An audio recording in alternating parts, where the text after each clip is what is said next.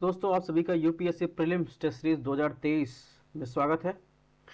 ये test series geography की है और ये टेस्ट नंबर 4 है। इसके पहले हमने 3 टेस्ट में 60 क्वेश्चन सॉल्व कर लिए हैं, जिसमें हम लोग सौर मंडल, पृथ्वी की उत्पत्ति, विकास, पृथ्वी के आंतरिक भाग, महाद्वीपों, महासागर का वितरण, खनिज एवं चट्टानें, भूआकृत और उनका विकास, जियोमॉर्फिक प्रोसेस, ज्वालामुखी, भूकंप और भारत और विश्व में भू आकृतियों से संबंधित क्वेश्चन को देख रहे हैं, जिसमें आने वाले समय में हम लोग लगभग 300 क्वेश्चन जो है पूरे ज्योग्राफी का हम लोग कवर करेंगे, जो इम्पोर्टेंट है। और इन सब की आपको पीडीएफ जो है हमारे Telegram channel study on EDU पर मिल जाएगी, जो आप यहाँ से स्कैन करके या टेलीग्राम पर सर्च करके आप ले सकते हैं।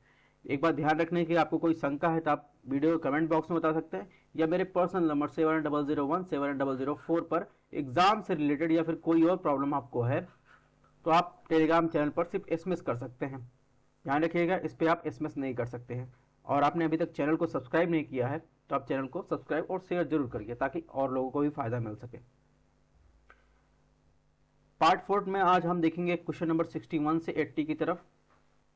ठीक है, क्वेश्चन नंबर 61 की बात करें, इसमें महाद्वीपीय विस्थापन सिद्धांत यानी कॉन्टिनेंटल ड्रिफ्ट थ्योरी और प्लेट टेक्टोनिक के बारे में जो है कथनों पर विचार करना है। ऑप्शन 1 है, प्लेट टेक्टोनिक इस कारण की व्याख्या करती है कि महाद्वीप क्यों गति कर रहे हैं, जबकि महाद्वीपीय विस्थापन सिद्धांत ने कोई स्पष्टीकरण नहीं दिया है। ऑप्शन 2 की बात करेंगे, प्लेट टेक्टोनिक केवल जो है महाद्वीपों की गति की व्याख्या करता है, जबकि महाद्वीपीय विस्थापन सिद्धांत महाद्वीपों और महासागर दोनों की गति की व्याख्या करता है। उपयुक्त में से कौन सा कथन सत्य है? तो इसमें ऑप्शन 1 को देखेंगे तो अगर बात करें, सबसे पहले देख लेते हैं महाद्वीपीय विस्थापन सिद्धांत। महाद्वीपीय विस्थापन सिद्धांत किसने दिया था? अल्फ्रेड वेगनर ने इसको दिया था, ये ध्यान रखना है। अल्फ्रेड वेगनर ने महाद्वीपीय विस्थापन सिद्धांत को दिया था और इस सिद्धांत में यह नहीं बता सके वो कि महाद्वीप कैसे विस्थापित हो रहे हैं। हालांकि प्लेट टेक्टोनिक सिद्धांत इसकी व्याख्या करता है और बताता है कि प्रत्येक प्लेट पृथ्वी के गर्म और अर्ध प्लास्टिक जो मतलब जेली रूप में जो मेंटल होता है यानी एस्ट्रोस्फीयर जहां से मैग्मा निकलता है उसके ऊपर प्लेटें गति कर रही हैं। तो महासागर के नीचे की जो पैलियोमैग्नेटिक चट्टानें होती है, भूकंप और ज्वालामुखी का वितरण और खाड़ियों पर जो है गुरुत्वाकर्षण संबंधित जो है विसंगतियां आदि के प्रमाण मिलते हैं। तो इस प्रकार देखेंगे ऑप्शन 1 जो है सही है, यानी प्लेट टेक्टोनिक्स इस कारण की व्याख्या नहीं करता कि महाद्वीप क्यों गति कर रहे हैं, जबकि महाद्वीपीय विस्थापन सिद्धांत ने इस कोई स्पष्टीकरण नहीं दिया है। तो ऑप्शन 2 की बात करें तो ऑप्शन 2 गलत है, क्योंकि प्लेट टेक्टोनिक्स केवल जो है महाद्वीपों की व्याख्या नहीं करता, उसके साथ महासागरों की करता है, जबकि महाद्वीपीय स्थान जो है ये महाद्वीपीय विस्थापन सिद्धांत से आपको पता चल रहा है कि ये महाद्वीपीय की जो है व्याख्या करता है, ये केवल महाद्वीपों की गति की व्याख्या करता है। इस तरह देखेंगे प्लेट टेक्टोनिक सिद्धांत अधिक पूर्ण है और इसे वैज्ञानिकों के बीच व्यापक स्वीकृति मिली है। इस प्रकार ऑप्शन 2 गलत है। इसमें सही पूछा है दोस्तों, तो इसमें जो है ऑप्शन 1 आपका सही हो जाएगा। नेक्स्ट क्वेश्चन की बात करें, क्वेश्चन नंबर 62 को देखते हैं। तो महाद्वीपीय और महासागरों के वितरण के संदर्भ में निम्नलिखित कथनों पर विचार कीजिए। मध्य अटलांटिक कटक आइसलैंड से होकर गुजरती है। ऑप्शन 2, जापान एक विनाशकारी प्लेट मार्जिन के पास स्थित है। ऑप्शन 3, पूर्वी अफ्रीका दरार घाटी एक विकासशील अभिसरण प्लेट सीमा है, यानी कन्वर्जन प्लेट सीमा है। अगर ऑप्शन 1 की बात करें, जो मिड अटलांटिक रिज है, जो अटलांटिक महासागर में देखेंगे एस आकार की घाटी का है, तो वो जो है आइसलैंड से, यहां पर आइसलैंड है, इसके बाद ग्रीनलैंड है, तो यहां से देखेंगे आइसलैंड से होकर गुजरती है, जहां यहां के कटक को जो है नियोक्लुविन जोन के रूप में माना जाता है। तो इस प्रकार देखेंगे ये ऑप्शन सही है। ऑप्शन 2 की बात करें, ऑप्शन 2 भी सही है, क्योंकि जापान जो है एक विनाशकारी प्लेट मार्जिन के पास स्थित है, जहां प्रशांत महासागरीय प्लेट जो है, जापान कहाँ है? जापान देखेंगे आपको प्रशांत महासागर मिल जाएगा, मतलब सपोज ये रसिया है, ठीक है, ये कोला प्रायद्वीप हो गया, तो यहां पर आपको जो है मिले, यहां पर जापान मिलेगा, और इधर है फिलीपींस प्लेट, ठीक है, इधर है प्रशांत, ये पूरा प्रशांत महासागरीय प्लेट है, इधर है पैसिफिक प्लेट। तो क्या हो रहा है, पैसिफिक जो प्रशांत महासागरीय प्लेट है, फिलीपीन प्लेट के नीचे जो है सबडक्शन हो रहा है, ठीक है, यानी इसका मतलब क्या है, प्रशांत महासागरीय प्लेट फिलीपींस प्लेट के नीचे जो है विस्थापित हो रही है। इसका मतलब प्रशांत महासागरीय प्लेट ज़्यादा हैवी है, उसकी डेंसिटी ज़्यादा है। फिलीपींस कम हैवी है इसकी अपेक्षा, उसकी डेंसिटी कम है। इसीलिए जिसकी डेंसिटी ज़्यादा, जो ज़्यादा भारी होगा वो नीचे दब जाएगा, जो जो हल्का होगा वो ऊपर उठ जाएगा। तो यही बता रहा है इसमें। इसी प्रकार देखेंगे, इसे पैसिफिक रिंग ऑफ फायर के साथ जो है स्थित है जापान, और इसी कारण जापान में भूकंप जो है अधिक जो है, इसीलिए भेद है। जहां पर प्रशांत महासागर के नीचे देखेंगे प्रशांत प्लेट और फिलीपींस प्लेट जो है 3 टेक्टोनिक प्लेटें हैं। इस प्रकार देखेंगे ये विनाशकारी प्लेट मार्जिन के पास स्थित है। ऑप्शन 3 की बात करें तो ऑप्शन 3 गलत है। ठीक है, यानी अगर पूर्वी अफ्रीकी दरार की बात करें तो अफ्रीका में एक विकास अपसारी, आप ये ध्यान रखिएगा, जो अफ्रीका है, ठीक है, ये अफ्रीका है। तो अफ्रीका में जाएंगे तो यहाँ पर दरार है, यानी बहुत सारे छोटे छोटे लेक मिल रहे हैं, लेक मलावी और बहुत सारे छोटे छोटे ऐसे लेक हैं। तो ये जो यहाँ से अफ्रीका टूट रहा है, तो ये कन्वर्जन के कारण नहीं टूट रहा है, डाइवर्जन के कारण टूट रहा है, यानी फैलाव हो रहा है। तो ये जो प्लेट हो रहे हैं यहाँ अपसारी प्लेट सीमांत के कारण जो है ये विकास हो रहा है। तो यहाँ पर पूर्वी अफ्रीका जो है भाग ये सोमालिया प्लेट और महाद्वीप से दूर जा रहा है, जिससे इसे क्या कहता है। इस प्रकार देखेंगे इसमें जो है अपसारी प्लेट के कारण विकास नहीं हो रहा है, यहाँ पर देखेंगे अपसारी यानी डाइवर्जन प्लेट के कारण विकास हो रहा है। इस प्रकार देखेंगे ऑप्शन 3 गलत है, ऑप्शन 1 सही, ऑप्शन 2 सही। इसमें कौन सही है, ऑप्शन बी। नेक्स्ट क्वेश्चन की तरफ बढ़ते हैं। क्वेश्चन नंबर 63 की बात करें तो मेटामॉर्फिक चट्टानों के संबंध में जो है आपको निम्नलिखित कथनों पर विचार करना। ऑप्शन 1, कायांतरित चट्टानें प्लेट टेक्टोनिक यानी प्लेट विवर्तन प्रक्रिया के दौरान बनती हैं। ऑप्शन 2, कायांतरित चट्टानें शैल चक्र यानी रॉक साइकिल का आधार है। ऑप्शन 3 बात करें, गतिशील कायांतरण क्षतिग्रस्त क्षेत्रों के साथ होता है। इसमें कौन सा ऑप्शन सही है, तो इसमें बात करेंगे ऑप्शन 1 की।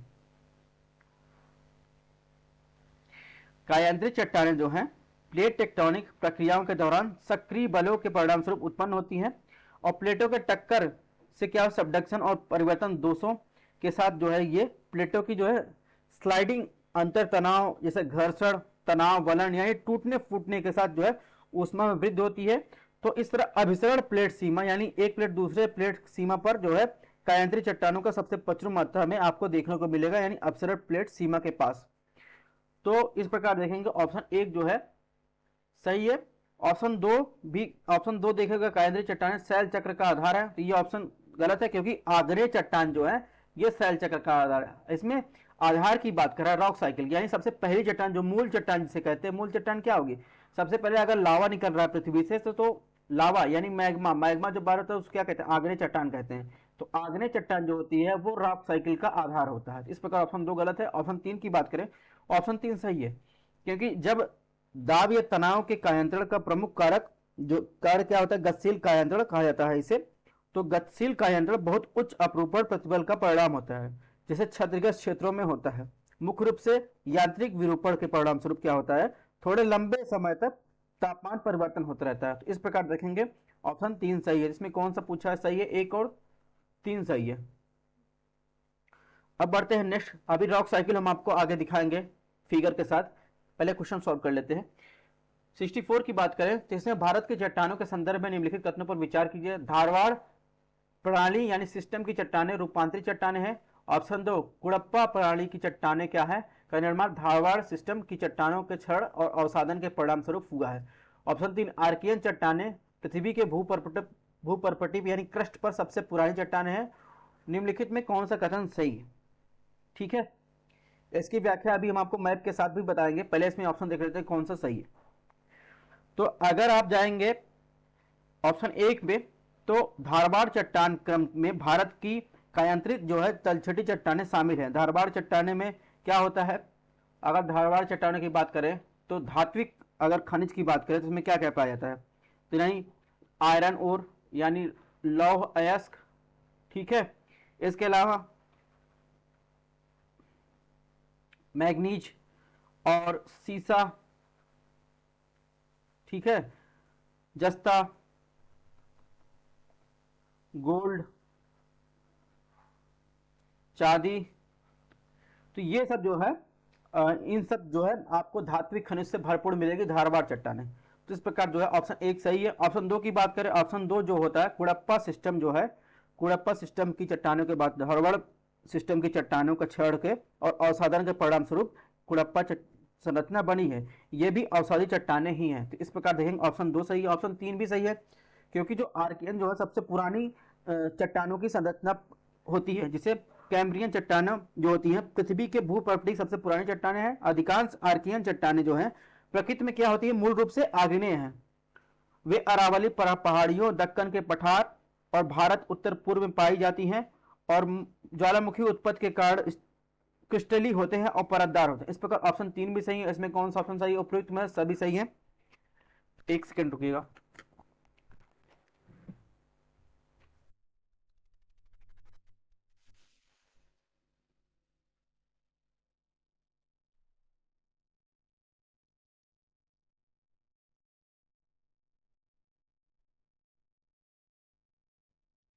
तो इस प्रकार इसमें ऑप्शन डी सही है।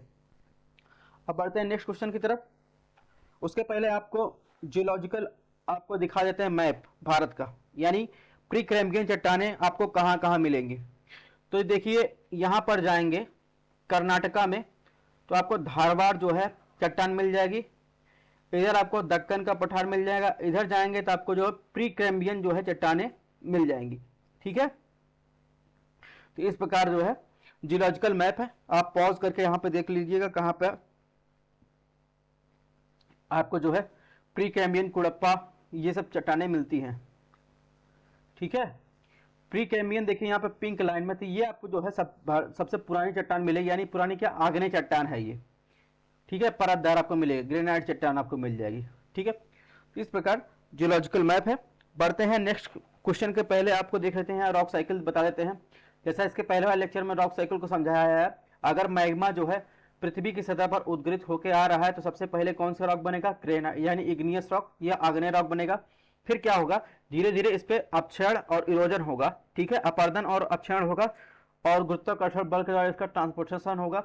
फिर ये सेडिमेंट के रूप में जमा हो जाएंगे। फिर क्या होगा, ये सेडिमेंट्री रॉक में टाइम के साथ जो है परिवर्तित हो जाएंगे।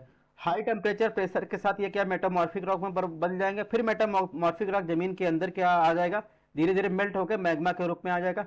ये भी हो सकता है कि सेडिमेंट्री रॉक धीरे धीरे जो है स्लो अपलिफ्ट सरफेस पर आ जाए। तो ये रॉक साइकिल है। वही सेम चीज इसमें दिया गया है, यानी एक्सट्रूसिव रॉक यानी बाह्य चट्टान जो है और इंट्रूसिव रॉक आंतरिक चट्टान में ये देखेंगे। आंतरिक चट्टान में क्या मेटामॉर्फिक रॉक, सेडिमेंट्रिक रॉक होता है। और यही बताया है कि जब मैग्मा जो है बाहर निकलता है तो लावा के रूप में क्या जमने के बाद इग्नियस रॉक ऑर्गेनाइज बन जाता है। फिर इस पर वेदरिंग और इरोजन का प्रभाव होने के साथ क्या हो जाता है, सेडिमेंट बनता है। सेडिमेंट से क्या होता है, धीरे धीरे क्या सेडिमेंट्री रॉक और समय के साथ मेटामॉर्फिक रॉक, ये साइकिल चलता रहता है। कुछ आपको दिखा दें कि ये रॉक कभी कभी रॉक टाइप पूछे जाते हैं, इसमें कौन से सेडिमेंट्री इग्नियस रॉक हैं, मेटामॉर्फिक रॉक हैं। तो इसमें आपको ध्यान रखना है, यानी इग्नियस रॉक के बारे में बताया, फॉर्म व्हेन वोल्टन लावा जो है क्या होता है, ठंडा होता है और सॉलिडिफाई होता है, यानी इनसाइड द अर्थ, यानी अर्थ के अंदर। और इसे जब अर्थ के अंदर जो है ठंडा हो जाएगा लावा तो उसे क्या कहेगा, आंतरिक जो है चट्टान कहेंगे, या फिर इंस्ट्रूसिव जो है प्लूटोनिक चट्टान कहेंगे। देखा, प्लूटोनिक चट्टान कौन कौन सा होता है, एंथ्रेसाइट होगा, ऑब्स्ट्रियन होगा, गैब्रो होगा, ग्रेनाइट होगा, प्यूमिस होगा, तो एंडेसाइट, तो बसाल्ट, ये सब जो है आंतरिक चट्टान है। यानी पृथ्वी के अंदर जो है लावा मैग्मा ठंडा हो जाता है तो ये चीज बनती है। फिर मेटामॉर्फिक रॉक जो होता है ये कब बनता है, ये जब जो है इस पर जो है बहुत, इस पर जो आंतरिक चट्टान है इस पर जो है बहुत ज्यादा टेम्परेचर और प्रेशर पड़ता है, तब ये जो है जैसे नीस बन जाता है, एंथ्रेसाइट बन जाएगा, सिस्ट बन जाएगा, तो एम्पलीफाइड बन जाएगा, तो इस प्रकार क्वार्ट्ज बन जाएगा, तो ये मार्बल बन जाएगा। तो ये ध्यान रखना है कि जब इग्नियस रॉक पर जो है प्रेशर और टेम्परेचर ज्यादा पड़ता है तब ये जो है मेटामॉर्फिक रॉक में चेंज हो जाता है। वही तीसरे रॉक की बात करें जो सेडिमेंट्री रॉक है, सेडिमेंट्री रॉक जो है इस पर जब देखेंगे तो इस पर क्या होता है, मिनरल्स और ऑर्गेनिक मटेरियल के से बना होता है, जिसमें डोलोमाइट हुआ, तो तो इस प्रकार ऑयल सेक हुआ, चार्ट हुआ और चाक हुआ, तो ये सब जो है आपको जो है सेडिमेंट्री रॉक में मिलेगा। अब बात करते हैं क्वेश्चन नंबर 65 की।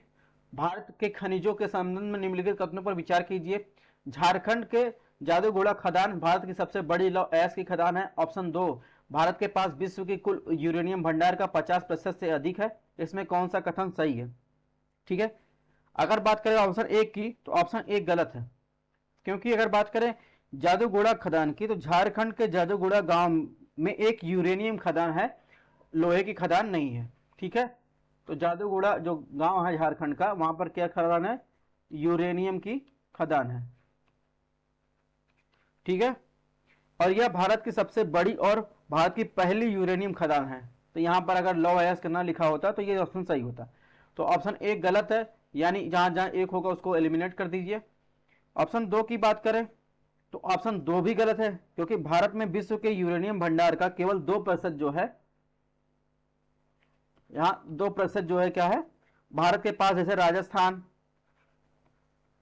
इसके अलावा आपको मिल जाएगा झारखंड, छत्तीसगढ़, मेघालय, तेलंगाना, आंध्र प्रदेश, इसके अलावा कर्नाटक में भंडार आपको मिलेगा। वर्तमान में झारखंड और आंध्र प्रदेश खदानों का संचालन कर रही है। तो इस प्रकार देखेंगे दोनों ऑप्शन गलत है, यानी ऑप्शन डी सही होगा, ना तो 1 ना तो 2।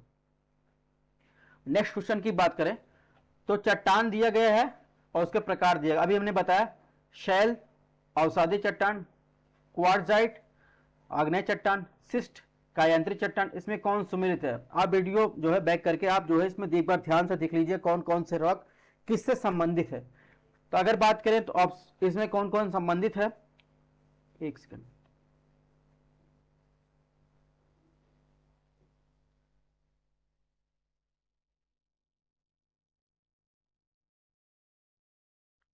तो अगर ऑप्शन 1 की बात करें, ऑप्शन 1 सही है, क्योंकि अवसादी चट्टान जो है, अवसादी चट्टान से क्या कैसा है? शेल, शेल संबंधित है।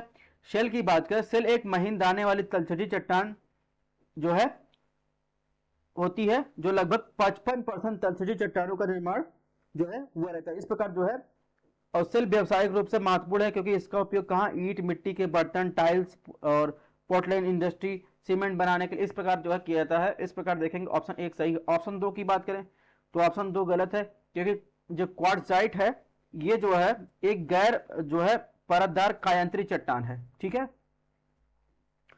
तो ये जो है कायांत्री चट्टान है।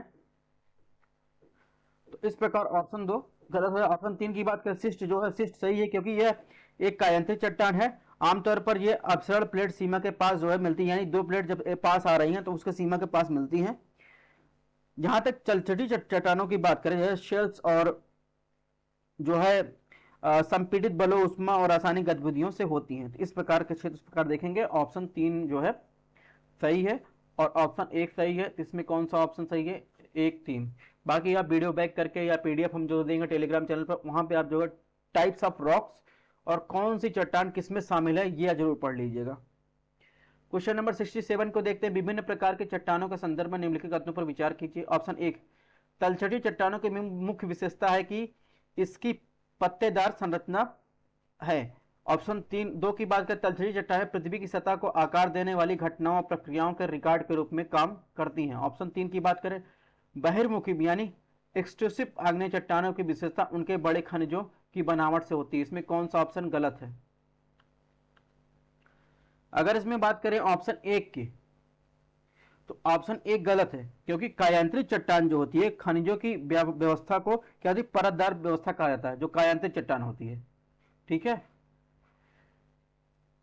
तो उसमें क्या होता है, खनिजों को पुनः संरेखण कार्य क्या होता है, जब उच्च दाब और तापमान के पास होता है। परतदार जो चट्टान होती है मेटामॉर्फिक चट्टानों के एक संस्करण होता है। इस चट्टानों के उदाहरण में शामिल जैसे नीस, फिलाइट, सिस्ट और स्लेट शामिल हैं। इस प्रकार देखेंगे ऑप्शन 1 गलत है, यानी तलछटी चट्टानों की मुख्य विशेषता इसकी परतदार नहीं है। ये किसकी विशेषता है ये ध्यान रखना है, कायांत्रिक चट्टानें हमेशा आपको परतदार मिलेंगी। ऑप्शन 2 की बात करें, ऑप्शन 2 सही है। तलछटी चट्टानें क्या होती हैं? पृथ्वी की सतह को आकार देने वाली घटनाओं प्रक्रियाओं का रिकॉर्ड के रूप में काम करती हैं। ठीक है, ऑप्शन 3 की बात करें, ऑप्शन 3 गलत है, क्योंकि जो बहिर्मुखी या एक्सक्लूसिव आग्नेय चट्टान होती है, महीन दाने वाली बनावट की विशेषता होती है। यानी अगर आग्नेय चट्टान बाहर आकर ठंडा हो रही है तो महीन दाने पड़ेगा, अगर अंदर हो रही तो बड़े बड़े दाने उसमें पड़ जाते हैं क्रिस्टल रूप में, क्योंकि सतह पर उसके पास तेजी से ठंडा होने के बड़े क्रिस्टल या रवे विकसित होने के लिए पर्याप्त समय नहीं मिलता। तो इस प्रकार जो है ऑप्शन 3 गलत है। यानी इसमें कौन सा ऑप्शन गलत पूछा है, गलत के हिसाब से ऑप्शन कौन गलत होगा, यानी 1 और 3, ऑप्शन सी। क्वेश्चन नंबर 68 को देखें। निम्नलिखित को ध्यान में रखते हुए क्या करना है, मूल चट्टान की खनिज संरचना, लगने वाले दाब की मात्रा, पानी की उपस्थिति, चौथा तापमान तनाव, उपरोक्त कथन में से कौन जिम्मेदार कारक हो सकता है जो कायांतरण प्रक्रियाओं को नियंत्रित करे। 4 ऑप्शन दिए गए हैं, इसमें जो है आपको सही जिम्मेदार कारक आपको चूज करना है। तो इसमें अगर बात करें तो कायांतरण प्रक्रिया में ये सभी जो है जिम्मेदार कारक हैं। यानी मूल चट्टान की खनिज संरचना कैसी है, ये भी जो है कायांतरण के लिए जिम्मेदार है। जब एक चट्टान उच्च तापमान और दाब के जो है अधीन होता है तो कुछ खनिज रासायनिक प्रक्रियाओं के से गुजरती हैं और नए खनिजों में बदल जाते हैं, जबकि अन्य जो होते हैं बस अपना आकार बदल सकते हैं। तो यह मूल चट्टान की खनिज संरचना पर निर्भर करता है कि कायांतरण होगा कि या नहीं। इस प्रकार ऑप्शन 1 सही। ऑप्शन 2 की बात करें, दाब चट्टान के भीतर खनिजों के क्या होते हैं, रिक्त स्थान को निचोड़ने की क्षमता रखता है। इससे क्या होता है, चट्टान घनी हो जाती है, उष्मा दबाव के साथ क्या होता है, चट्टान को तोड़ने और विखंडित करने के बजाय क्या होता है, विस्थापित होने के कारण बनते हैं। इस प्रकार ये भी सही है। लगने वाला दाब की मात्रा, पानी की उपस्थिति भी इसका ऑप्शन सही है, क्योंकि जल जो होता है कायांतरण की प्रक्रिया को तेजी करता है और आयनों को एक स्थान से दूसरे स्थान तक लाने की जाने की अनुमति भी देता है। इस प्रकार ये भी सही है। ऑप्शन 4 की बात करें तो 4 भी सही है, क्योंकि जिस तापमान के अधीन चट्टान जो होगी वह कायांतरण के प्रकार को नियंत्रित करेगी, तो उसमें एक महत्वपूर्ण भूमिका निभाती है, जिससे विभिन्न रचनाओं की चट्टानें अलग अलग तापमान पर पिघलने लगती है। इस प्रकार देखेंगे इसमें सभी जो है कारण विद्यमान है। क्वेश्चन नंबर 69 को देखें। खनिज और चट्टानों के संबंध में विचार कीजिए। बसाल्ट चट्टानें मध्य महासागरीय कटक पर निर्मित होती हैं। ऑप्शन 2, रूपांतरित खनिज संरचना और चट्टान की बनावट को बदल सकता है। ऑप्शन 3, चट्टान की सतह पर पाई जाने वाली सबसे आम आग्नेय चट्टान संगमरमर है। इसमें कौन सा ऑप्शन सही है। रॉक साइकिल और रॉक टाइप आपको देख लेना है जरूर, क्योंकि उससे क्वेश्चन आते ही हैं, जब भी रॉक से क्वेश्चन बनेंगे तो। अब इसमें जो है कौन सा कथन सही है आपको देखना है। तो ऑप्शन 1 की बात करें तो ऑप्शन 1 जो है सही है, क्योंकि बसाल्ट जो है क्या है, रूपांतरित चट्टानें हैं जो आग्नेय समुद्री क्रस्ट का निर्माण करती हैं। बसाल्ट मध्य महासागरीय की घाटियों से उभरे हुए मेंटल के अधिकांश रूप से पिघल जाने के बाद क्या होता है, उत्पाद के रूप में आपको दिखाई देता है। तो इस प्रकार ऑप्शन 1 सही है। ऑप्शन 2 जो है, ऑप्शन 2 भी सही है, क्योंकि बात करें अगर कायांतरण की प्रक्रिया के दौरान क्या होता है, मूल चट्टान खनिज सामग्री बनावट चट्टान की भौतिक और रासायनिक वातावरण में परिवर्तन कारण क्या होता है, बदल जाती है। तो क्या होता है दोस्तों, मूल चट्टान पर ऊष्मा और दबाव के कारण क्या होता है, खनिज संरचना की बनावट को बदल कर क्या होता है, एक नई परिस्थिति के अनुकूल ला देता है। तो इस प्रकार जो है इसमें ऑप्शन 2 भी सही। ऑप्शन 3 की बात करें, ऑप्शन 3 गलत है। उसका कारण है दोस्तों, पृथ्वी की सतह पर पाई जाने वाली सबसे आम जो है आग्नेय चट्टान या ग्रेनाइट है, संगमरमर नहीं, ग्रेनाइट। ठीक है, ग्रेनाइट एक हल्के रंग का मोटे दाने वाला आग्नेय चट्टान है। अच्छा, मोटे दाने यहाँ ध्यान रखने हैं, क्रिस्टल जो मोटे दाने हैं। अगर जो लावा जो है पृथ्वी के अंदर जो है ठंडा हो रहा है और एक जल्दी ठंडा हो जा रहा है तो उसमें बड़े बड़े रवे पड़ जाते हैं, और वहीं धीरे धीरे पृथ्वी के ऊपर आकर यानी सतह पर ठंडा होता है तो महीन रवे पड़ते हैं। तो इसीलिए कहा जाता है मोटे दाने वाले आग्नेय चट्टान है, क्योंकि यह पृथ्वी की सतह पर मैग्मा धीमे क्रिस्टलीकरण होता है। तो इसमें देखेंगे मुख्य रूप से क्या होता है, अभ्रक अन्य खनिजों की आदि मामूली मात्रा के साथ क्वार्ट्ज और फेल्डस्पर जो है से बना होता है। इस प्रकार देखेंगे इसमें कौन सा ऑप्शन सही है, ऑप्शन बी सही है, यानी 1 और 2। नेक्स्ट क्वेश्चन की बात करें, क्वेश्चन नंबर 70। इसमें पूछा है बॉक्साइट के संबंध में निम्नलिखित कथनों पर विचार कीजिए। ऑप्शन 1 है बॉक्साइट एक अवसादी चट्टान है। ऑप्शन 2, तेलंगाना भारत का सबसे बड़ा बॉक्साइट उत्पादक राज्य है। ऑप्शन 3, बायर प्रक्रिया एल्यूमिना का उत्पादन करने के लिए एक बॉक्साइट को परिष्कृत करने की एक विधि है। इसमें कौन सा ऑप्शन गलत है, आपको गलत ऑप्शन चूज करना है बॉक्साइट के संबंध में। तो दोस्तों अगर ऑप्शन 1 की बात करें तो बॉक्साइट का है एक अवसादी चट्टान है, ये तो सही है। ठीक है, यह क्या होता है, एल्युमिनियम और गैलीलियम का मुख्य स्रोत है। बॉक्साइट एल्युमिनियम का प्रमुख अयस्क है। बॉक्साइट के प्रमुख अशुद्धियों को क्या होता है, आयरन ऑक्साइड और हाइड्रोक्साइड, जो बॉक्साइट को लाल रंग देती है हाइड्रोक्साइड, और मिट्टी के खनिज है। इस प्रकार ऑप्शन 1 सही। ऑप्शन 2 की बात करें, ऑप्शन 2 गलत है, क्योंकि उड़ीसा भारत में बॉक्साइट का सबसे बड़ा जो है, उड़ीसा भारत में बॉक्साइट सबसे बड़ा जो है क्या कहते हैं उत्पादक है। उड़ीसा के साथ साथ कहाँ पाया जाता है, गुजरात, झारखंड, महाराष्ट्र, छत्तीसगढ़, तमिलनाडु, एमपी प्रदेशों में अन्य प्रमुख जो है बॉक्साइट उत्पादक राज्य हैं। इसके साथ जो है आपको ध्यान रखना, सबसे बड़ा उत्पादक कौन हो गया, उड़ीसा। इसके साथ भारत में कहाँ कहाँ पाया जाता है, गुजरात, झारखंड, महाराष्ट्र, छत्तीसगढ़, तमिलनाडु, एमपी यानी मध्य प्रदेश। ठीक है, ये भी उत्पादक राज्य हैं। ऑप्शन 3 की बात करें, ऑप्शन 3 सही है।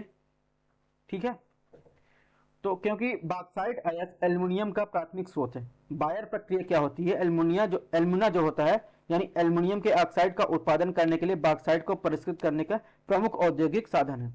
बायर प्रक्रिया जो 4 चरण शामिल होता है, जैसे संग्रहण, वर्गीकरण, वर्षण यानी कैल्सिनेशन और निस्तापन। इस प्रकार देखेंगे, इसमें गलत पूछा है तो ऑप्शन 2 गलत है, बाकी 1 और 3 सही है। क्वेश्चन नंबर 71 की बात करें तो इसमें पूछा है सल्फर, एल्युमिनियम और नाइट्रेट अधात्विक खनिजों के उदाहरण है। ऑप्शन 2, राजस्थान में तांबे के अयस्क का भारत का सबसे बड़ा भंडार है। ऊपर दिए कथनों में कौन सा कथन सही है। तो एक बात और ध्यान रखना है, इसमें सल्फर, एल्युमिनियम, नाइट्रेट का अधात्विक खनिजों का उदाहरण है, तो ये देखेंगे ये गलत है, क्योंकि अधातु जो खनिज में धातु की मात्रा नहीं होती, सल्फर हुआ, फास्फेट हुआ, नाइट्रेट क्या अधात्विक खनिज के उदाहरण है। ठीक है, सल्फर और जो फास्फेट, नाइट्रेट अधात्विक खनिज के उदाहरण है। हालांकि एल्युमिनियम और क्या उसके अलावा जो एल्युमिनियम जो है अलौह धातु की श्रेणी में रखा जाता है, तो धात्विक खनिज में ये रखा जाता है, आध्यात्मिक में जो है नाइट्रेट, सल्फर आता है। इस प्रकार जो ऑप्शन 1 गलत है। ऑप्शन 2 की बात करें, ऑप्शन 2 सही है कि तांबे के अयस्क का भंडार सबसे बड़ा राजस्थान में है। प्रमुख तांबे की खदानें राजस्थान में खेतड़ी, आपने खेतड़ी सुना होगा, तांबे की खान जो कापर बेल्ट जो है झारखंड के सिंहभूम में कापर बेल्ट, और मध्य प्रदेश में क्या मलजखंड कापर बेल्ट है। यानी देश में 3 कॉपर बेल्ट है, यानी राजस्थान का खेतड़ी, झारखंड का सिंहभूम, मध्य प्रदेश का मलजखंड, ये कॉपर बेल्ट है। इस प्रकार देखेंगे इसमें कौन सा ऑप्शन सही है, ऑप्शन 2 सही है। बढ़ते हैं नेक्स्ट क्वेश्चन तरफ, क्वेश्चन नंबर 72। इसमें पूछा है अवसादी चट्टानों के बारे में। ऑप्शन 1 दिया है लावा के लगातार परतों और स्तर से निकलते रहने के कारण अवसादी चट्टानों में परतें पाई जाती हैं। ऑप्शन 2 है यह चट्टानें क्या होती है, प्रमुख ऊर्जा संसाधनों का स्रोत हो सकती हैं। ऑप्शन 3 बात करें, अवसादी चट्टानें आग्नेय चट्टानों की तुलना में अधिक छिद्रयुक्त यानी पोरस होती हैं। इसमें कौन सा कथन सही है, तो अवसादी चट्टानों के बारे में पूछा। तो अगर ऑप्शन 1 की बात करें तो अवसादी चट्टानें परतों में व्यवस्थित होती हैं, जिन्हें बेड या स्ट्रेट कहा जाता है। परतों का निर्माण एक दूसरे के ऊपर अवसाद के परतों के जमा होने के समय अवसाद जमाव का आड़ होता है। तो लावा के लगातार परतों के स्तर निकलते रहने के कारण अवसादी चट्टानें परतें पाई जाती हैं, ये गलत है। ऑप्शन 2 बताएं कि इसमें जो है ये सही है, क्योंकि प्रमुख ऊर्जा संसाधन तेल, प्राकृतिक गैस, कोयला, यूरेनियम आदि अवसादी चट्टानों से ही बनते हैं। निर्माण के लिए क्या रेत, बजरी भी अवसादी चट्टानें आती हैं। फास्फेट युक्त अवसादी चट्टानें का उपयोग क्या उर्वरक के रूप में किया जाता है। इस प्रकार ऑप्शन 2 सही। ऑप्शन 3 जो है सही है, क्योंकि अवसादी चट्टानें आग्नेय चट्टानों की तुलना में अधिक छिद्रयुक्त होती हैं। ठीक है, क्योंकि क्रिस्टलीकरण जो आगरी चट्टान होती है खनिजों के बीच की तुलना में व्यक्तिगत तलछट अनाज के बीच अधिक खुली जगह होती है। कुल मिला के ध्यान रखना है, अवसादी चट्टान आगरी चट्टान की तुलना में अधिक जो है उसमें छिद्रयुक्त यानी पोरस पाया जाता है। मेन चीज ये ध्यान रखना है। इस प्रकार इसमें पूछा कौन सा कथन सही है, यानी 2 और 3 सही है। 2 और 3 कहाँ है, सी में। इस प्रकार ऑप्शन सी सही है। अब बात करेंगे क्वेश्चन नंबर 73 की। अभ्रक के संदर्भ में निम्नलिखित कथनों पर विचार कीजिए। ऑप्शन 1 अभ्रक क्या होता है, विद्युत का कुचालक है। ऑप्शन 2 आंध्र प्रदेश राज्य में अभ्रक का कोई भंडार नहीं पाया जाता। ऑप्शन 3 अभ्रक का सौंदर्य प्रसाधन मेकअप उत्पादों में व्यापक उपयोग किया जाता है। उपयुक्त में से कौन सा कथन सही है। तो अगर ऑप्शन 1 की बात करें तो ऑप्शन 1 सही है, क्योंकि अभ्रक जो है विद्युत का कुचालक है। अभ्रक क्या है, एक अधातु है, इसलिए उसमें विद्युत का कोई प्रभाव नहीं पड़ता। इस विशेषता कार्ड का विभिन्न विद्युत और इलेक्ट्रॉनिक उद्योगों में विद्युत अचालक के रूप में व्यापक रूप से उपयोग किया जाता है। इन उद्योगों में अभ्रक का उपयोग क्या होता है, इसकी कुचालकता के कारण जो है इसका प्रयोग किया जाता है। ऑप्शन 2 की बात करें तो ये गलत है, क्योंकि भारत का लगभग 95% अभ्रक जो होता है वो जो है केवल 3 राज्यों आंध्र प्रदेश, राजस्थान, इसके अलावा झारखंड जाता है। भारत का सबसे बड़ा उत्पादक है और अभ्रक उत्पादन पर एकाधिकार रखता है। ठीक है, भारत विश्व का लगभग 60% अभ्रक उत्पादन करता है। इस प्रकार ऑप्शन 2 गलत है, यानी आंध्र प्रदेश में भी भंडार पाया जाता है, इसके अलावा राजस्थान, झारखंड में। ऑप्शन 3 जो है सही है। तो इसमें पूछा है कौन सा कथन सही है, तो इस प्रकार देखेंगे ऑप्शन सी, यानी 1 और 3 जो है सही है। क्वेश्चन नंबर 74 को देखते हैं। रूपांतरित या कायांतरित चट्टानों, रूपांतरित या कायांतरित और आग्नेय चट्टानों के बीच समानता के संदर्भ में निम्नलिखित कथनों पर विचार करना है। कायांतरित और आग्नेय चट्टानों के संबंध में ऑप्शन 1 है, आग्नेय चट्टान और कायांतरित चट्टान दोनों चट्टानों का निर्माण अधिक तापमान के अंतर्गत होता है। ऑप्शन 2, दोनों का निर्माण मैग्मा के ठंडा होने और क्रिस्टलीकरण से होता है। कौन सा कथन सही है, यानी कायांतरित और आग्नेय चट्टानों के बीच समानता की बात कर रहा है, इसमें कौन सा ऑप्शन सही है? तो ऑप्शन 1 देखेंगे, ऑप्शन 1 सही है। कायांतरित और आग्नेय चट्टान दोनों का निर्माण क्या होता है, तापमान एक महत्वपूर्ण कारक निर्धारित करता है उन दोनों के चट्टान के बनने में। आग्नेय चट्टान तब बनती है जब चट्टानों को गलनांक तक गर्म किया जाता है और जो दाब, आयतन और तापमान परिवर्तनों की क्रिया के तहत कायांतरित चट्टान बनती है। तो इस प्रकार देखेंगे ऑप्शन 1 सही है, ऑप्शन 2 गलत है, क्योंकि मैग्मा ठंडा होने से क्रिस्टलीकरण से आग्नेय चट्टान बनती है, जबकि जो कायांतरित चट्टान है वो क्या होता है, मौजूदा चट्टान पर, यानी जो आग्नेय चट्टान है उस पर क्या तापमान, दाब के प्रभाव के परिणाम स्वरूप क्या होता है, जिस संरचना में परिवर्तन होता है और परिणाम स्वरूप दोनों चट्टानों में खनिज उपस्थित होती है। और तो इस प्रकार देखेंगे ऑप्शन 2 गलत है, ऑप्शन 1 सही है, यानी केवल 1। बढ़ते हैं नेक्स्ट क्वेश्चन की तरफ। क्वेश्चन नंबर 75 को देखते हैं। आग्नेय चट्टानों के बारे में निम्नलिखित कथनों पर विचार कीजिए। ऑप्शन 1, पत्रक शिला चादर या पत्र या शीट जिसे कहते हैं, शीट की तरह आग्नेय अतिक्रमण होता है जो चट्टान किसी भी परत के नीचे धसा देता है। ऑप्शन 2, स्तरीकरण केवल अवसादी, एक सेकंड, स्तरीकरण केवल जो है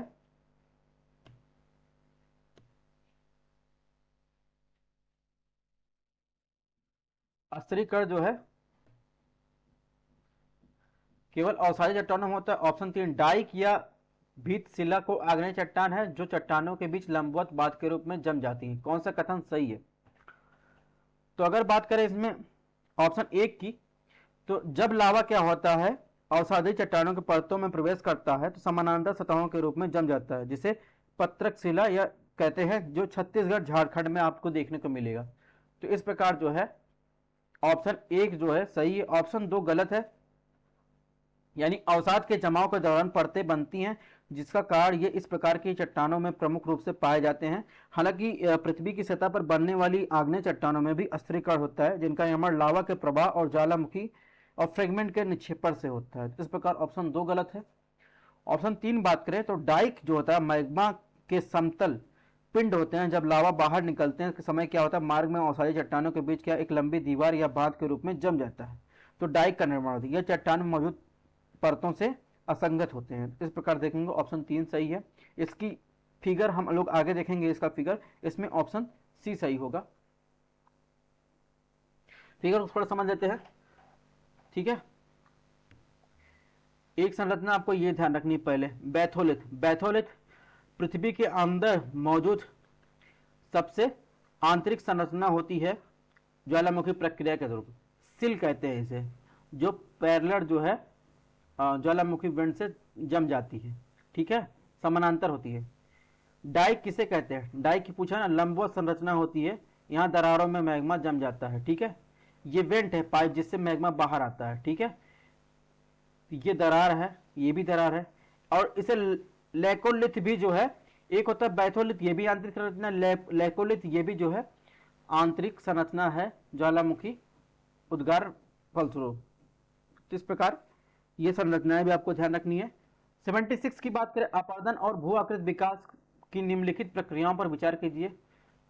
सन्निघर्षण, पृथक्करण, अपवहन, अपघर्षण, उपरोक्त में से कौन से जो है एलुवियन और फ्लूवियल इरोजन साइकिल संबंधित जो है दोनों के लिए उभयनिष्ठ है? यानी फ्लूवियल इरोजन साइकिल यानी नदी संबंधी अपरदन, और एलुवियन जो होता है वातज यानी वायु संबंधी अपरदन, दोनों के लिए क्या उभयनिष्ठ है, दोनों में पाए जाते हैं। कॉमन पूछा है इसमें ऑप्शन एक की बात की, जो सन्निघर्षण होता है, सन्निघर्षण यह है कि यह अपरदन की वह प्रक्रिया है जो चट्टानों के टकराने और परिवहन के दौरान होती है।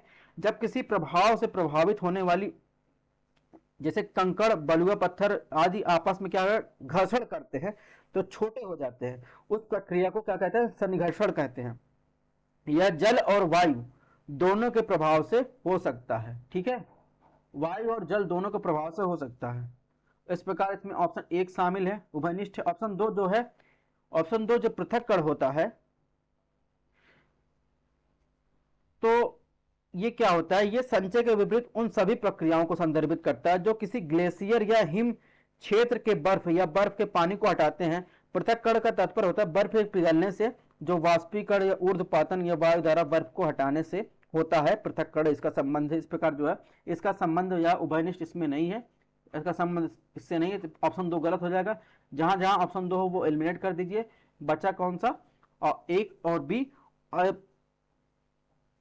यानी पृथक्करण एक ऐसी प्रक्रिया है जिसका संबंध क्या है? हिम नदियों से है, न वायु और जल से नहीं है, तो हिम नदियों से। इसका जो है ऑप्शन गलत हो जाएगा।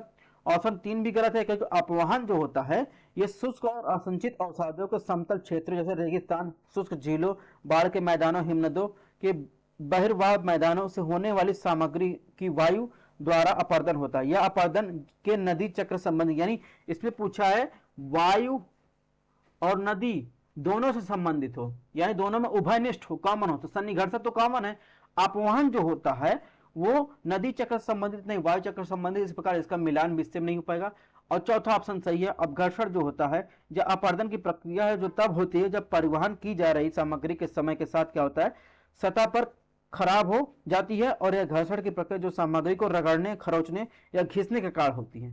तो इस प्रकार देखेंगे इसमें दो है, पानी और हवा दोनों शामिल है अपघर्षण में, तो एक और चार इसका ऑप्शन हो जाएगा, यानी बी ऑप्शन सही हो जाएगा। यानी उभयनिष्ठ पूछा है जो वायु और पानी के कारण दोनों शामिल हो। क्वेश्चन नंबर 77 देखें, भू आकृति विज्ञान के संबंध में टोम्बोलो सैंड स्पिट है। ऑप्शन एक पवन क्रिया द्वारा गठित निक्षेपण स्थलाकृत। ऑप्शन बी तरंगों और धाराओं की क्रिया द्वारा निर्मित अपरदन भू आकृतियां। ऑप्शन सी पवन क्रिया द्वारा निर्मित भू आकृतियां। ऑप्शन डी तरंगों और धाराओं की क्रिया द्वारा निर्मित निक्षेपी भू आकृतियां। तो इसमें पूछा है भू आकृति विज्ञान के संदर्भ में टोम्बोलो और सैंड स्पिट संबंधित है। बात करेगा टोम्बोलो की, तो टोम्बोलो क्या होता है? एक रेतीला स्थल संधि होता है। यह एक निक्षेपण स्थल स्वरूप है जिसके द्वारा एक द्वीपी जो होता है, द्वीप जो होता है मुख्य भूमि से एक संकीर्ण टुकड़े या रोधिका द्वारा जुड़ा होता है। ठीक है,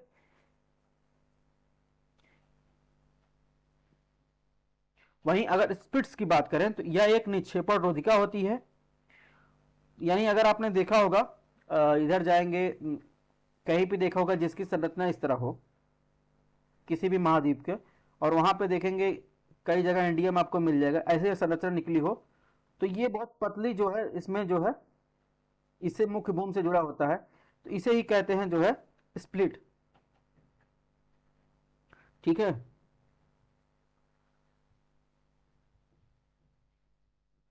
एक सेकंड।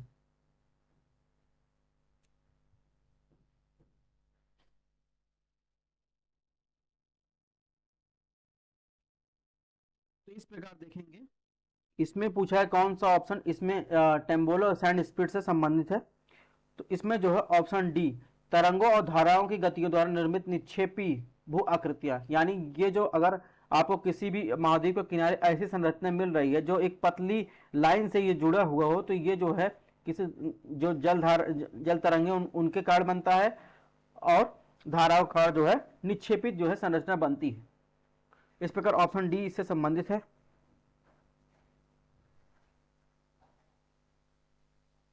अब बात करें क्वेश्चन नंबर 78 की।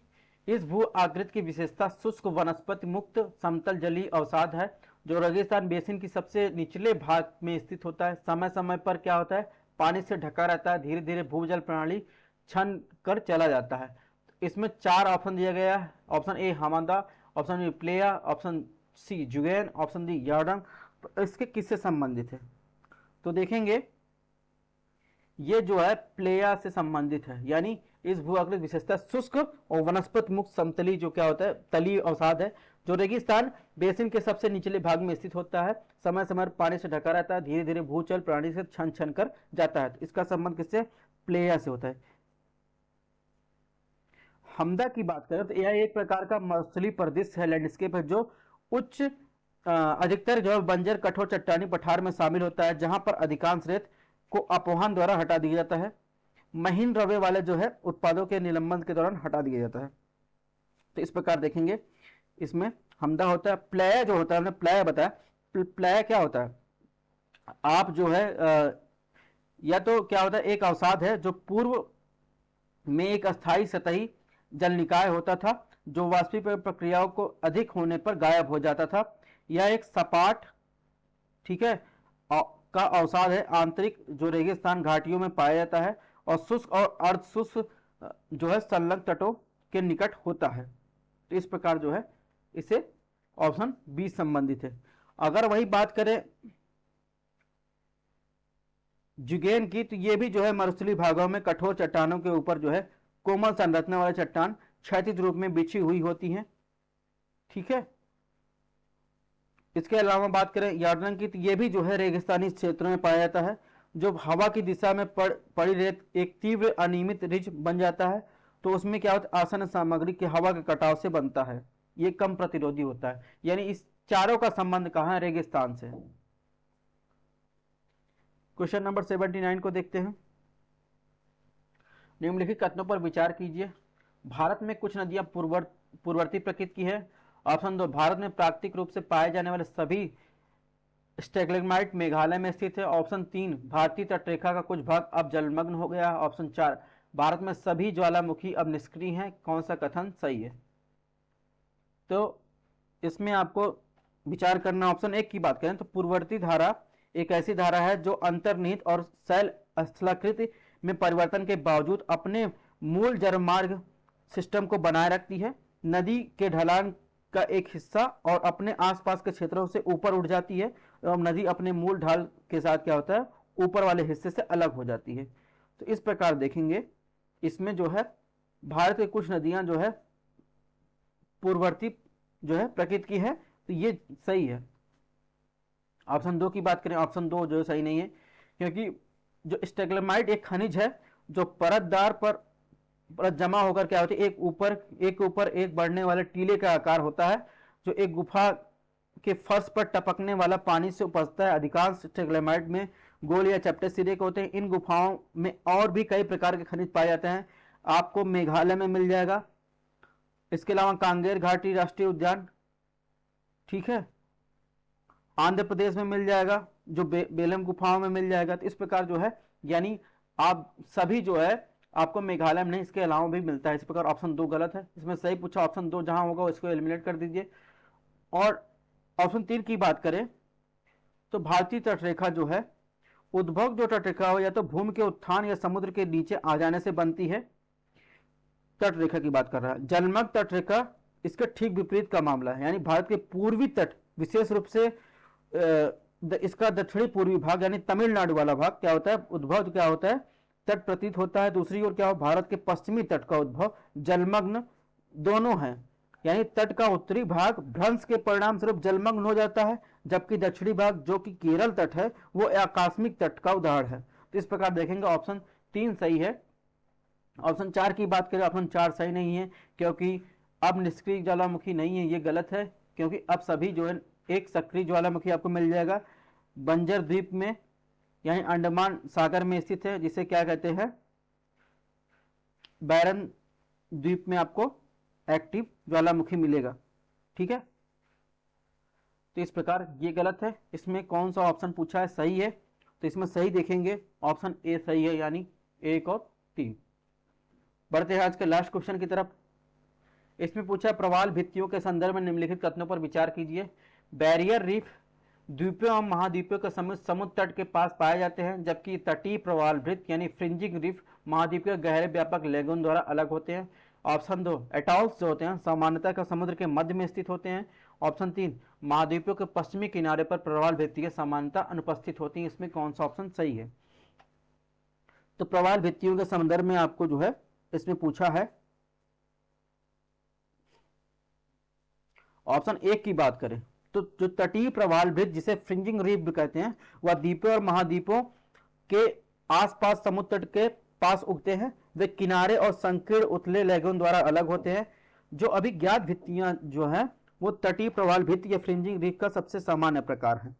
बैरियर रीफ की बात करें तो बैरियर रीफ भी समुद्र तट के समानांतर ही है, यानी ऑस्ट्रेलिया ग्रेट बैरियर रीफ को देखेंगे तो ये ऑस्ट्रेलिया है, तो यहाँ पर समुद्र तट के जो है समानांतर ही आपको ग्रेट बैरियर रीफ मिलेगी। अभी आपको इसकी फोटो आगे दिखाते हैं। तो किंतु यह गहरे व्यापक लेगून द्वारा अलग होता है। अपने उथले जो बिंदु पर क्या होता है नौ परिवहन के लिए अवरोध उत्पन्न करते हैं, पानी की सतह तक पहुंच सकते हैं। ऑस्ट्रेलिया में ग्रेट बैरियर रीफ दुनिया का सबसे बड़ी और सबसे प्रसिद्ध बैरियर रीफ है। तो इस प्रकार देखेंगे ऑप्शन 1 जो है गलत है। बैरियर रीफ द्वीपों महाद्वीपों के समीप पाया जाता है, जबकि तटीय प्रवाल भित्ति महाद्वीप गहरे व्यापक लेगून द्वारा अलग करती थी। ये भी जो है आप देखेंगे आसपास ही पाए जाते हैं। इस प्रकार ऑप्शन 1 गलत है। ऑप्शन 1 जहां होगा एलिमिनेट कर दीजिए। ऑप्शन 2 की बात करें, ऑप्शन 2 सही है क्योंकि एटॉल समांतर समुद्र के मध्य होते हैं। अब इसकी फोटो हम आपको आगे दिखाते हैं। ऑप्शन 3 की बात करें, ऑप्शन 3 सही है क्योंकि महाद्वीपों के पश्चिमी किनारों पर प्रवाल भित्तियां समानता अनुपस्थित रहती हैं। ठीक है। अब प्रवाल होता है वो उसके लिए 18 डिग्री सेल्सियस के नीचे पानी के तापमान को बर्दाश्त नहीं कर सकता। हालांकि जो कुछ है जो 23 डिग्री सेल्सियस से 29 डिग्री सेल्सियस के बीच तापमान के बेहतर तरीके से बढ़ सकती। वस्तुतः ये जो है ट्रॉपिकल और सेमी ट्रॉपिकल क्षेत्रों में पाए, यानी उष्णकटिबंधीय और उपोष्णकटिबंधीय क्षेत्रों में मूंगे के क्षेत्रीय वितरण को सीमित करता है। गर्म पानी की सतह को ठंडा पानी करने वाला गहराई में क्या होता है ठंडे पानी के ऊपर उठने के कारण क्या होता है ठंडी धाराओं के विपरीत उगते हैं। महाद्वीपों के पश्चिम के किनारे सामान्यतः तौर पर क्या होता है उच्च अक्षांशों से ठंडे पानी की धारा प्राप्त होता है। तो इस प्रकार देखेंगे जो महाद्वीप के पश्चिम किनारे पर जो है ये प्रवाल अनुपस्थित रहते हैं। आपने मानचित्र में देखा होगा अधिकांश प्रवाल भित्तियां क्या है जो है पूर्वी किनारे पर पाया, यानी ऑस्ट्रेलिया का एग्जाम्पल लें ये भी पूर्वी किनारे पर। तो जो आपको क्लाइमेटिक कंडीशन चाहिए वो जो है आपको जो है मिलेगा प्रवाल भित्तियां जो है आपको पश्चिमी किनारे पर ही मिलेगा, पश्चिमी किनारे पर नहीं मिलेगा, पूर्वी किनारे पर मिलेगा। मैं अपनी करेक्ट करता हूं। तो इसमें पहले बता देते हैं इसमें ऑप्शन आपका कौन सा सही है, यानी क्वेश्चन नंबर 18 में। तो 80 में देखेंगे 80 में आपको क्या पूछा है कौन सा ऑप्शन इसमें जो है सही है। तो ऑप्शन बी जो है सही है, 2 और 3। अब आपको हम एटॉल दिखा देते हैं और कुछ प्रवाल भित्तियां जो महाद्वीप के पूर्वी किनारों पर उसको दिखाते हैं। ये है ग्रेट बैरियर रीफ, ये है ग्रेट बैरियर रीफ, ठीक है, जो तटा है ये ऑस्ट्रेलिया ग्रेट बैरियर रीफ है। ये एटॉल समुद्र के बीच में स्थित है। इसके अलावा आपको बात करें प्रवाल भित्तियां जो होती हैं वो पूर्वी किनारों पर ही होती हैं, यानी अगर अफ्रीका की बात करें तो अफ्रीका में देखेंगे तो अफ्रीका में यहाँ भी पूर्वी आपको मिल जाएगा। इसके अलावा भारत में भी आपको पूर्वी किनारे पर मिलेगा, ऑस्ट्रेलिया में पूर्वी किनारे पर मिलेगा। अगर नॉर्थ अमेरिका की बात करें उस पर भी जो है कैरिबियन जो सी है उसमें भी पूर्वी किनारे पर मिलेगा।